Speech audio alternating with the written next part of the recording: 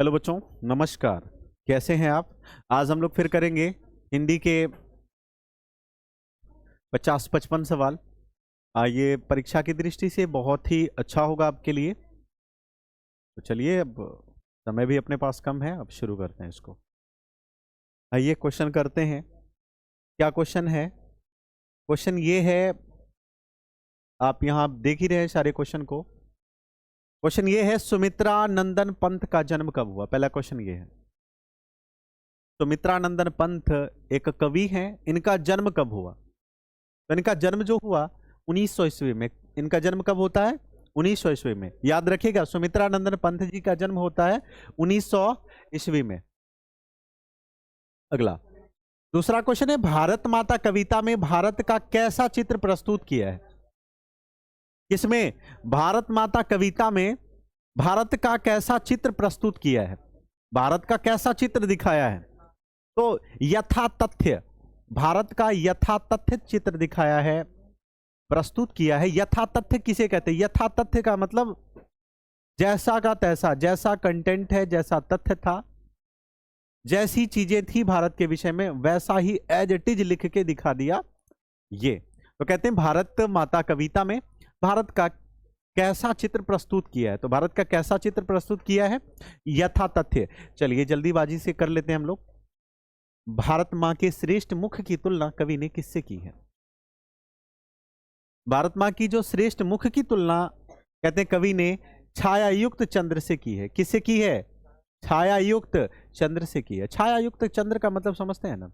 छायायुक्त चंद्र, छाया mean छाह, छाह से युक्त, जैसे चंद्रमा। चंद्रमा शीतल युक्त, मतलब उनका जो प्रकाश तो होता है, लाइट तो होता है, लेकिन उसमें गर्मी नहीं होती है, शीतलता होती है। इसीलिए कवि ने भारत मां के श्रेष्ठ मुख की तुलना छाया मुक्त, छाया युक्त चंद्र से की है। चलिए आगे बढ़ते हैं। सुमित्रा नंदन पंत रचित कविता भारत माता कहते हैं किस काव्य संग्रह से, मतलब ऐसे कौन से काव्य संग्रह से इसको संग्रहित किया गया है? तो गाम्या से। किससे संग्रहित किया गया है? गाम्या से। तो गाम्या नामक एक काव्य संग्रह है, उसी से भारत माता एक कविता है वो लिया गया है। आगे बढ़ते हैं। आगे आइए, जन्म के 6 घंटे बाद किनकी माता का देहांत हो गया था? तो जन्म के 6 घंटे बाद, जैसे ही सुमित्रा नंदन पंत जी का जन्म होता है, इसके जस्ट 6 घंटे बाद उनकी मां की मृत्यु हो जाती है। किसकी मृत्यु हो जाती है? सुमित्रा नंदन पंत के मां की मृत्यु हो जाती है। सुमित्रा नंदन पंत जी का जन्म हुआ, इसके 6 घंटे बाद उनकी मां का देहांत हो गया। आगे बढ़िए, ये क्वेश्चन पढ़िए। लिखा है, प्राकृतिक सौंदर्य की कविता के लिए विख्यात कवि हैं। वो कौन कवि हैं जो प्राकृतिक सौंदर्य के लिए बहुत ही ज्यादा विख्यात हैं? तो प्राकृतिक सौंदर्य के लिए जो विख्यात कवि हैं वो हैं सुमित्रा नंदन पंत। कौन है वो? सुमित्रा नंदन पंत प्राकृतिक सौंदर्य के लिए, हमेशा इन्होंने प्राकृतिक चीजों को अपनी कविताओं में झलकाया है, दिखाया है। यही कारण है कि प्राकृतिक सौंदर्य के लिए विख्यात कवि सुमित्रा नंदन पंत जी को कहा जाता है।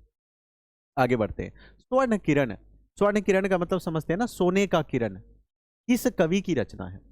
सुमित्रानंदन पंत की रचना है। किसकी रचना है? सुमित्रानंदन पंत की। आइए आगे मिलाते रहिएगा आप लोग, ठीक है? इसको आप क्वेश्चन टिक करते रहिए, क्योंकि आगे भविष्य में याद करने में सुविधा होगी। क्योंकि क्वेश्चन जरूरी नहीं कि हम एक बार याद कर लिए तो वह जीवन भर याद ही रहेगा। आप 2 दिन नहीं पढ़ेंगे तो उसको भूल जाएंगे, तो उसको टिक करते रहिए, उसको लगातार पढ़ते रहिए। यही हमारी सफलता का पहला राज है कि हम जिस चीज को, जो मुझे आती है, जो हम जानते हैं, उसको हम लगातार करते ही रहें, ताकि वो और हैवी हो जाए हमारा।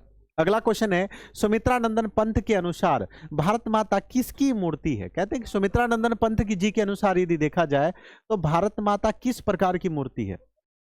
कहते हैं एक उदास माटी की। कैसी? उदास माटी की मूर्ति है, साफ उदास। भारत माता उदास क्यों है, इसके विषय में हम लोग आगे बात करेंगे। आगे आइए, यहां पे देखिए लिखा है कि सफल, सफल आज उसका तप संयम। क्वेश्चन है कि सफल आज उसका तप संयम, पिला अहिंसा, पिला अहिंसा अस्तन्य सुधोतम।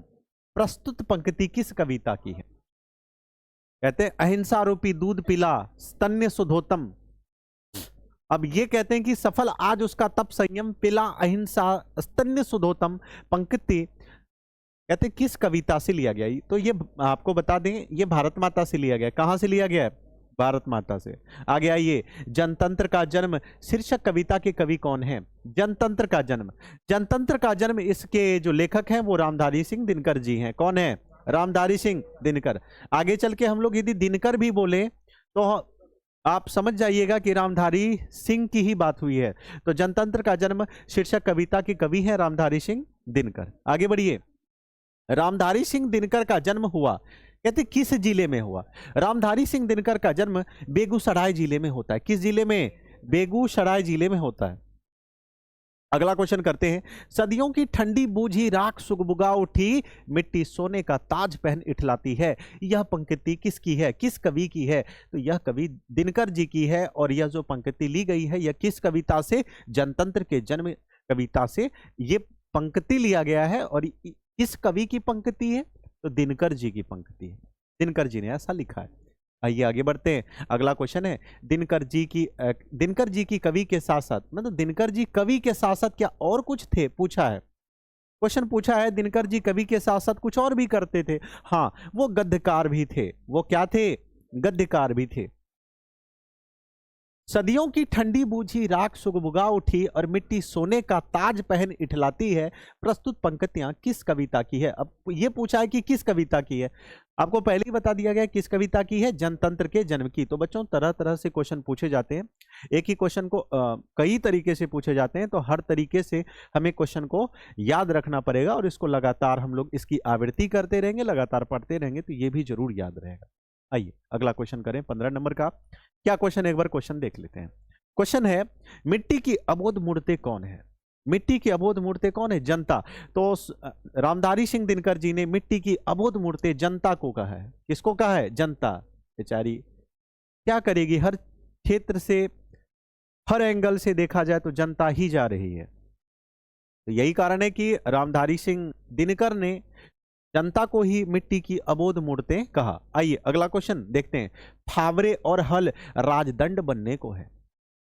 यह पंक्ति किस कविता की है? अब पूछा है कि फावरे और हल राजदंड बनने को है, यह पंक्ति किस कविता की है? तो आपकी जानकारी के लिए बता दें, यह जनतंत्र के जन्म इस कविता की। एक कविता है जनतंत्र का जन्म, जिसके लेखक है, इसके लेखक कौन है? इसके लेखक हैं रामधारी सिंह दिनकर। कौन है? रामधारी सिंह दिनकर। रामधारी सिंह दिनकर के द्वारा लिखित कविता है जनतंत्र का जन्म। आइए अगला क्वेश्चन करते हैं। दिनकर को ज्ञानपीठ पुरस्कार मिला किस रचना पर? तो दिनकर को ज्ञानपीठ पुरस्कार मिला, वो किस रचना पे मिला? अमित जी आप थोड़ा ध्यान से समझें और आपको अच्छी तरीके से देखने की आवश्यकता है। एग्जाम बहुत कम दिन बचा है और गहराई से इसको देखिए। दिनकर को ज्ञानपीठ पुरस्कार किस रचना पे मिला? उर्वशी। अब आपके मन में आया होगा भाई उर्वशी किसे कहते हैं? उर्वशी क्या है? जो इंद्रलोक की जो अप्सराएं होती है ना, जो इंद्रलोक में, अभी हम लोग पृथ्वी लोक में है, इससे ऊपर पृथ्वी लोक के नीचे पाताल लोक है और पाताल लोक के ऊपर स्वर्ग लोक है। तो जितने भी सारे देवता हैं इनका निवास स्थान स्वर्ग लोक में ही है, ये वहीं पे निवास करते हैं। तो इंद्रलोक की जितनी भी अप्सराएं हैं, जितनी भी वहां की अप्सराएं ही कहेंगे, उनको उर्वशी कहा जाता है। तो उर्वशी लिखा था दिनकर जी ने, जिसमें ज्ञानपीठ पुरस्कार इनको मिला। आगे आइए, रामधारी सिंह दिनकर कहाँ के रहने वाले थे? तो रामधारी सिंह दिनकर की बात करें तो ये बिहार के रहने वाले थे। कहाँ के रहने वाले थे? बिहार राज्य के रहने वाले थे। उगते हुए सूर्य का देश किसे कहा जाता है? तो आपको बता दें, जापान को उगते हुए सूर्य का देश कहा जाता है। उगते हुए सूर्य का देश जापान। आगे आइए, अगला क्वेश्चन है, अज्ञेय का पूरा नाम क्या है? अज्ञेय का पूरा नाम सच्चिदानंद हीरानंद वात्सायन अज्ञेय। ये अज्ञेय का पूरा नाम है। आगे आते हैं, अज्ञेय का जन्म कब हुआ? अज्ञेय का जन्म 1911 ईस्वी में होता है। कब? 1911 ईस्वी। अगला क्वेश्चन है, एक ये क्वेश्चन है, इसको देख लीजिए। दुर्दांत मानवीय विभीषिका का चित्रण। दुर्दांत कहते हैं, दुर्दांत मतलब बहुत ही खराब अंत हुआ। किसका? मनुष्यों का बहुत ही खराब अंत हुआ। तो ये कह रहा है कि दुर्दांत मानवीय विभीषिका का जो चित्रण किया है, चित्रण करने वाली कविता है। ये कौन सी कविता है जिसमें मनुष्यों की उस दुर्दशा का चित्रण किया है? वो कविता है हिरोशिमा। याद रखिए, जब जिस समय हिरोशिमा पे बम गिरा गया था, कितने लोग तबाह हो गए थे, बर्बाद हो गए थे। आज भी उसके आसपास के बच्चे अपंग पैदा हो रहे हैं उस परमाणु बम की वजह से। तो हिरोशिमा किस देश में है ये आपको बता दें, हिरोशिमा जापान में है। कहाँ है? जापान में है, जिसको उगते हुए सूर्य का देश भी कहा जाता है। आइए आगे, अगला क्वेश्चन है, तार सप्तक का संपादन किसने किया? तार सप्तक का जो संपादन किया वह किसने किया? अज्ञेय, जिसका पूरा नाम है सच्चिदानंद हीरानंद वात्स्यायन अज्ञेय। अगला क्वेश्चन है, हिंदी कविता में प्रयोगवाद का सूत्रपात किया। तो हिंदी कविता में हिंदी कविता में प्रयोगवाद का जो सूत्रपात किया वो भी अज्ञेय ने किया। और अज्ञेय का पूरा नाम क्या है? सच्चिदानंद हीरानंद वात्स्यायन अज्ञेय। आगे आते हैं, द्वितीय विश्व युद्ध में परमाणु बम कहते हैं कहां गिराया गया था? जापान में। जब दूसरा विश्व युद्ध हुआ था तो जापान में ही परमाणु, दूसरा विश्व युद्ध कब हुआ था? शायद 1939 में हुआ था। पहला विश्व युद्ध 1914 से शुरू हुआ, दूसरा 1939। तो द्वितीय विश्व युद्ध में परमाणु बम जो गिराया गया था वो जापान पे गिराया गया था। कहां पे? इस डैश इसकी जगह पे आएगा जापान। किस पे गिराया गया था? जापान पे गिराया गया। चलिए अगला क्वेश्चन आते हैं, आधुनिक साहित्य में एक प्रमुख प्रतिभा थे। आधुनिक साहित्य में जो एक प्रमुख प्रतिभा थे वो सौ ही वात्स्यायन अज्ञेय, जिसको सच्चिदानंद हीरानंद वात्स्यायन अज्ञेय कहते हैं। अज्ञेय किस काव्य धारा के कवि थे? तो अवेग, ये प्रयोगवाद के कवि थे। किस वाद के? प्रयोगवाद के। आगे बढ़िए, हिरोशिमा किस देश में है? तो हिरोशिमा पहले ही बताया जा चुका है, जापान में है। किस देश में है? जापान में। तार सप्तक के संपादक थे कहते हैं तार सप्तक के संपादक थे प्रयोगवादी कवि। तो प्रयोगवादी कवि किसे कहा जाता है? तो अज्ञेय जी को प्रयोगवादी कवि भी कहा जाता है। इन्होंने तार सप्तक का संपादन भी किया। आगे आते हैं, नदी के द्वीप किस कवि की रचना है? क्वेश्चन आता है नदी के द्वीप, तो ये सच्चिदानंद हीरानंद वात्स्यायन अज्ञेय, इसकी रचना है। इन्होंने एक लिखा था, कविता लिखी थी, नदी के द्वीप।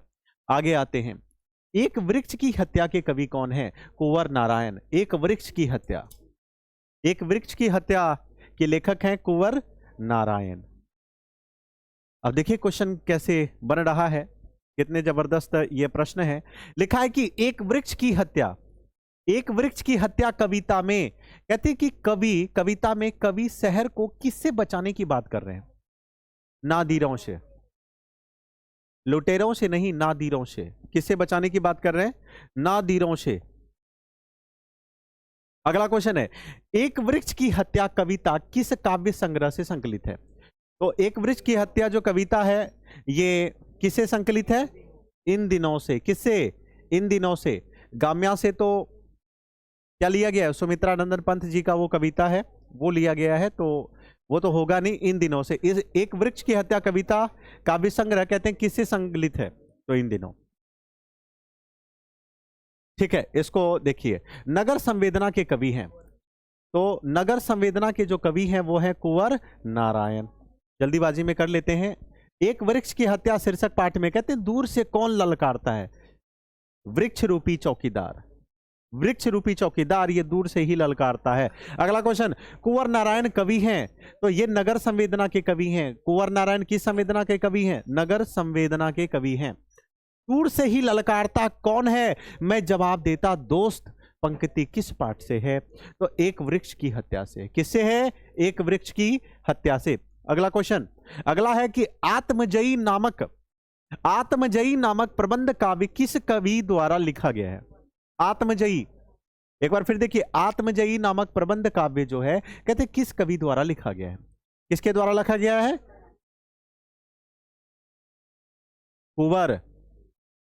कुंवर नारायण। कवि के अनुसार वृक्ष की सूखी डाली कहते किस तरह है? एक राइफल की तरह है।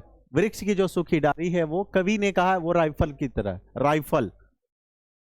हमारी नींद कविता कहां से ली गई है? तो हमारी नींद जो कविता है वो दुष्चक्र से सृष्टा, दुष्चक्र में सृष्टा से ली गई है। अगला क्वेश्चन, गरीब बस्तियों में क्या हुआ था? धमाके से। गरीब बस्तियों में धमाके से देवी जागरण हुआ था। क्या हुआ था? देवी जागरण, एकदम पूरा धमाके के साथ।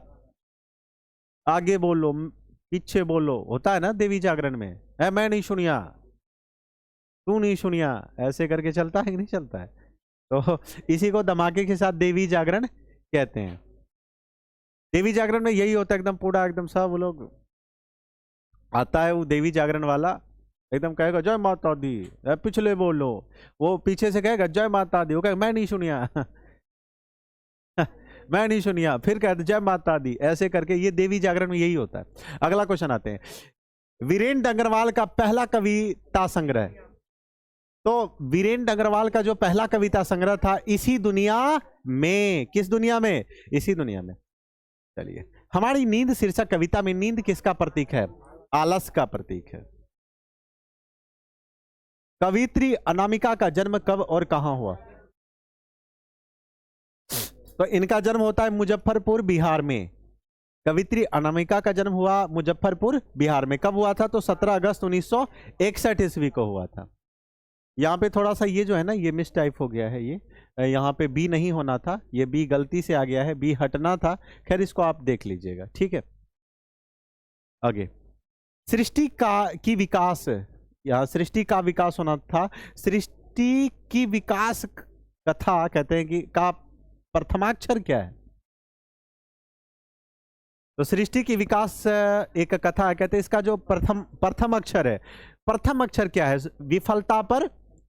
विफलता पर छलके आंसू। अच्छा, विफलता, सही बात है, जब कोई व्यक्ति असफल होता है ना, फिर रोने लगता है।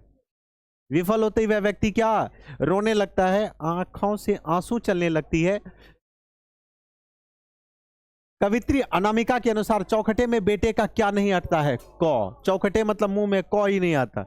एक आपको एक बताया गया था, एक पंडित जी की कहानी, एक पंडित जी और एक किसका?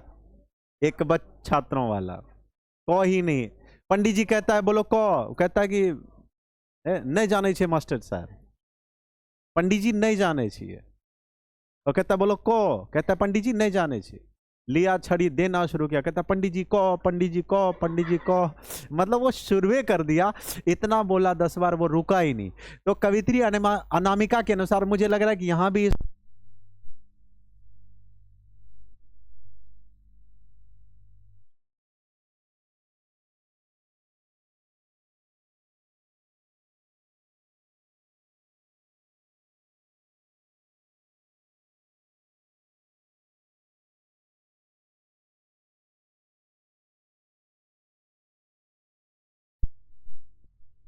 आलोचकों द्वारा रविनोत्तर युग की श्रेष्ठतम प्रेम कविता की संज्ञा दी गई है। वनलता सेन। आगे बढ़िए, अगला ये देखिए, लौट कर आऊंगा फिर कविता किस कवि द्वारा भाषांतरित है? ये प्रयाग शुक्ल द्वारा भाषांतरित है, क्योंकि यह बंगाली भाषा में लिखा था। इसको हिंदी में लिखने का काम प्रयाग शुक्ल ने किया है। आगे आते हैं, लौट कर आऊंगा फिर पाठ से कवि कहां लौटने की बात कर रहे हैं? बंगाल में, कुत्ते गधे बन के, हिरण बन के, या कौवा बन के, यही बन के ना। आगे आते हैं, मेरे बिना तुम प्रभु के रचनाकार कौन है? Rhiannon Maria Rilke. आपको बता दें, रैनन मारिया रिल्के जो है, इन्होंने, ये हालांकि जर्मन भाषा के कवि हैं। किस भाषा के कवि हैं ये जर्मन भाषा के कवि हैं। इसको बाद में हिंदी में रूपांतरण किया गया है। बस कुछ ही क्वेश्चन है। मेरे बिना तुम प्रभु किस भाषा से अनुवादित है? जर्मन भाषा से अनुवाद करके इसको हिंदी में लिया गया है। अभी हम लोग पढ़ रहे हैं, ये जर्मन भाषा में था। आगे आते हैं, रैनन मारिया रिल्के किस भाषा के कवि हैं? जर्मन भाषा के कवि हैं। एक और, दूर चट्टानों की ठंडी गोद में किस कवि की पंक्ति है? Rhiannon Maria Rilke. अगला क्वेश्चन, बस एक लास्ट है, लास्ट ही है। हाँ, कवि किसका शानदार लबादा गिर जाने की बात करते हैं? भगवान प्रभु का। लास्ट, बस एक फाइनल क्वेश्चन है। आज के हमने सारे क्वेश्चन पूरे किए। और कहते मेरे बिना तुम प्रभु कविता का हिंदी रूपांतरण किसने किया? तो इसको किया था धर्मवीर भारती ने। किसने किया? धर्मवीर भारती ने। क्यों? क्योंकि यह जो मेरे बिना तुम प्रभु, यह जर्मन भाषा में था। इसको धर्मवीर भारती नामक एक कवित्री थी, जिन्होंने, धर्मवीर भारती नामक एक कवि ने इसको हिंदी में रूपांतरित किया। तो ये थे आज के लगभग 56 सवाल आज हम लोगों ने किए। तो ये आपके लिए बहुत ही स्पेशल होने वाला है ये सवाल, और खैर आप इसको देख लीजिए और हो सके तो इसको याद रखिए, एग्जाम में आपके नंबर को बढ़ाने वाला है ये सवाल। ठीक है बच्चों, मिलते हैं फिर, अब कल मिलेंगे इसी टाइम में। धन्यवाद।